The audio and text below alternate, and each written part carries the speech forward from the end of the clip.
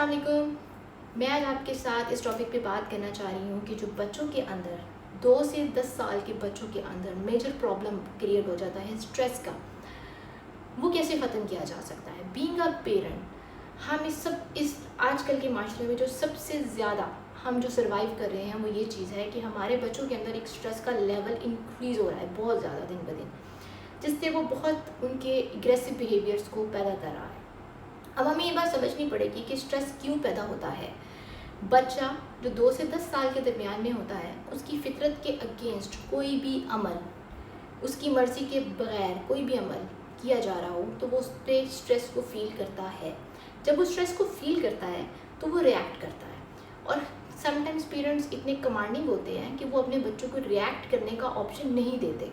अब वो रिएक्शन जब उसका निकलता नहीं है, जब वो अपने आप को एक्सप्रेस नहीं करता, तो वो एक स्ट्रेस के एलिमेंट में चला जाता है। अब वो जब स्ट्रेस के एलिमेंट में जाता है तो वो अंदर ही अंदर खुद को तबाह कर रहा होता है। माँ बाप को लग रहा होता है कि मेरा बच्चा बहुत ओबीडियंट है, मेरा बच्चा मेरी इताअत करने वाला है और जो मैं कहती हूँ मेरा बच्चा सिर्फ वही करे। ऐसा नहीं होता। बच्चा अपने अंदर एक ग्रज रख के बैठ जाता है और वो वक्त के साथ साथ इकट्ठा होना शुरू हो जाता है। जब तक वो पावरफुल नहीं होता, वो अपने आप को पावरफुल होने तक का वेट करता है। जब तक वो पावरफुल नहीं होता तब तक वो नहीं बोलता। जैसे ही वो पावरफुल फेस पे आता है, वो उसको लगता है कि मेरे माँ बाप ने जो मुझे ऑर्डर्स दिए थे, जो कमांड्स किए थे, वो सारे के सारे मेरे लिए जो है ना वो गलत थे उस टाइम पे। क्योंकि उसका स्ट्रेस उसको ये समझा देता है कि जो हो रहा है तुम्हारे साथ जुल्म किया जा रहा है। तो फिर वो इस फेस से बाहर निकलने की कोशिश जब भी करता है तो वो अपने माँ बाप को अपना मुजरिम ही समझता है।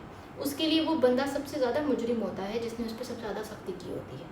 अब वो उसकी माँ हो या उसका बाप हो, या भले वो दोनों ही क्यों ना हो, भले दादा हो दादी हो, कोई भी हो, जिसके ऊपर उसका जितना ज़्यादा कमांड होगा वो उससे उतनी ज़्यादा नफरत करेगा।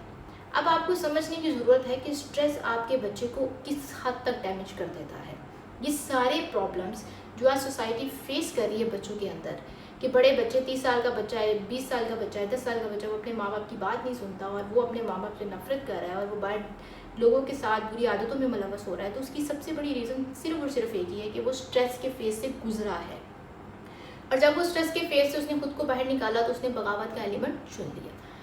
देन अब द पॉइंट इज दैट कि स्ट्रेस आपके बच्चे को किस किस तरह डैमेज करता है। अच्छा, बेसिकली जो स्ट्रेस होता है वो सिर्फ आपकी ब्रेन को डैमेज नहीं करता, स्ट्रेस आपकी बॉडी के पार्ट्स को भी डैमेज करता है। जब वो ब्रेन को डैमेज करता है तो आपके बच्चे के अंदर बहुत सारे मसाइल आ जाते हैं, जैसे कि वो हेडेक का शिकार हो जाता है, वो आईसाइट की प्रॉब्लम का शिकार हो जाता है, वो सोचने और समझने की चीज़ों से कासिर होना शुरू हो जाता है, वो समझना नहीं चाहता, वो सिर्फ और सिर्फ सुन रहा होता है और वो कहता है कि टाइम ख़त्म हो जाए बस। वो अपने आप को विक्टिम क्लियर कर लेता है अपने ही दिमाग में। वो समझता है कि मैं एक विक्टिम हूँ और मुझ पे सब जुल्म कर रहे हैं। ये स्ट्रेस का पहला स्टार्टिंग पॉइंट बन जाता है। अब इसमें उसके अंदर स्पीच प्रॉब्लम्स भी आ जाती हैं, क्योंकि वो इतना ज़्यादा डर भी जाता है। कुछ बच्चे होते हैं वो डर जाते हैं, वो सहम जाते हैं, वो बगावत में नहीं जाते, वो अपने आप को डरा धमका लेते हैं और वो समझते हैं कि मुझे अगर किसी ने कुछ कहा मैं मर जाऊँगा। सो वो स्पीच थेरेपी प्रॉब्लम्स में भी चले जाते हैं, वो लिसनिंग प्रॉब्लम में भी चले जाते हैं, उनका कम्युनिकेशन बिल्ड नहीं किया हो पाता लोगों के साथ। तो ये स्ट्रेस का बहुत बड़ा एलिमेंट है जो आज माशरा इसे बर्दाश्त कर रहा है। अब इसकी रीजंस भी पेरेंट्स पे ही आती है, क्योंकि अगर पेरेंट्स अपने बच्चों के साथ कम्युनिकेशन बनाएंगे तो बच्चे इस फेज में नहीं जाएंगे।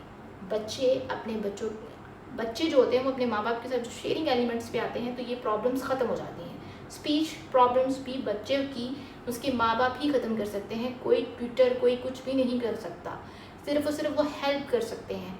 और बेसिकली उससे रिकवरी में सबसे बड़ा जो प्रोसेस होता है वो उसके माँ बाप का होता है। अब आगे चलते हैं कि स्ट्रेस जो है वो आगे आपकी बॉडी को कैसे डैमेज करता है, आपके बच्चे की बॉडी को। स्पेशली बड़ों की बॉडी को भी स्ट्रेस बहुत ज़्यादा डैमेज करता है, लेकिन बच्चों की बॉडी को कैसे डैमेज करता है। बच्चों की बॉडी को जब वो डैमेज करता है तो उसमें सबसे ज़्यादा बड़ा प्रॉब्लम ये होता है कि अगर आप देखें तो स्टमक को दूसरा दिमाग कहा जाता है। बहुत बड़ी बड़ी रिसर्चेस हैं इसके ऊपर कि अगर आप इसको पढ़ें तो उसमें बताया जाता है बेसिकली कि स्टमक आपका दूसरा दिमाग कंसीडर किया जाता है। इम्यून सिस्टम जब आपका ख़राब होना शुरू होता है, ENF एक सिस्टम होता है आपकी बॉडी में जो बगावत का एलिमेंट पैदा करता है आपकी बॉडी में। उसे वो दिमाग से इजाज़त लेने की कोई ज़रूरत नहीं होती, वो अपने जो उसने फैसले करने होते हैं, बॉडी में चेंजेस करनी होती है, वो करना शुरू कर देता है। और स्पेशली वो बच्चों पे उसका असर सबसे ज़्यादा होता है। अब वो क्या करता है, जब आपके बच्चों के अंदर स्ट्रेस एलिमेंट बढ़ना शुरू होता है तो ईएनएस आपके बच्चों को डैमेज करना शुरू कर देता है। अब उसकी बॉडी में खुराक की कमी शुरू हो जाती है, उसकी ग्रोथ की कमी शुरू हो जाती है, उसकी हाइट के मसले शुरू हो जाते हैं, उसकी मसल के अंदर जो है खिंचाव शुरू हो जाते हैं, मसल टेंशन शुरू हो जाती हैं। वो जो होता है बेसिकली डाइजेस्टिव इश्यूज़ की तरफ चला जाता है। वो खाना खा रहा है, उसे नॉइज़ी हो रहा है, उससे सोया नहीं जा रहा, वो स्लीप डिसऑर्डर की तरफ चला जाता है, स्लीप डिस्टर्बेंस की तरफ चला जाता है। फिर उसके अंदर स्किन एलर्जीज पैदा होना शुरू हो जाती हैं, उसके अंदर इचीनेस, खारिश। फिर उसका जो इंटरेस्ट होता है वो चीज़ों से हटना शुरू हो जाता है, वो अपने आप को सोचने समझने की सलाहियत से दूर करना शुरू कर देता है। वेट का बढ़ना और वेट का कम होना भी स्ट्रेस के साथ बहुत बड़ा ताल्लुक़ रखता है। अब अगली सबसे बड़ी चीज़ आ जाती है, जो सबसे पहले नोटिस की जाती है बच्चों में, वो होती है उसका बिहेवियर, चेंजेस ऑफ बिहेवियर। जो बिहेवियर में इतने ज़्यादा चेंजेस आना शुरू हो जाते हैं कि वो एंगर इशू का सबसे पहले शिकार होता है। समटाइम्स बच्चे इतने हेल्पलेस हो जाते हैं कि वो चीज़ें तोड़ने लग जाते हैं। वो जब समझते हैं मेरी बात नहीं मानी जा रही, तो वो लोगों के सामने भी रिएक्ट कर देते हैं। जब बच्चों की अंदर से शर्म उतरना शुरू हो जाती है, बच्चों के अंदर से डर ख़त्म होना शुरू हो रहा होता है, तो फिर वो लोगों के सामने अपने माँ बाप की रिस्पेक्ट नहीं करते। वो उनके अंदर स्ट्रेस का एलिमेंट इतना हाई पॉइंट पे चला गया होता है कि वो रिएक्ट करते हैं, फिर वो एक्शन का रिएक्शन आना शुरू हो जाता है।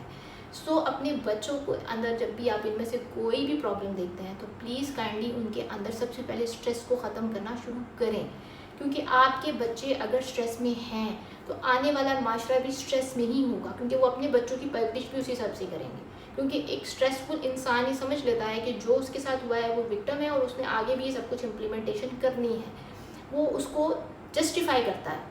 और जब उसे जस्टिफाई करने पे फेस पे आ जाएगा तो आपकी नस्ल तबाह हो जाएगी। वो डॉक्टर तो बन जाएगा, वो इंजीनियर तो बन जाएगा, जो आप उसे बनाना चाह रहे हैं वो बन जाएगा, लेकिन वो एक अच्छा इंसान नहीं बनेगा, वो एहसास करने वाला इंसान नहीं बनेगा।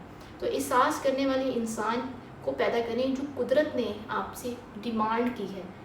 अगर आप दुनिया को देखेंगे तो वो डिमांड करते हैं कि आपके बच्चों में सबसे पहले रिस्पेक्ट, एहसास, लोगों के लिए हमदर्दी होना चाहिए, जो कि हमारे माशरे में ख़त्म होती जा रही है। सो इसको समझें और अल्लाह ताला के बताए हुए हकूक़ के हिसाब से चलें, जो अल्लाह ने आपको बच्चे पैदा करके उनकी परवरिश करने का तरीका सिखाया है।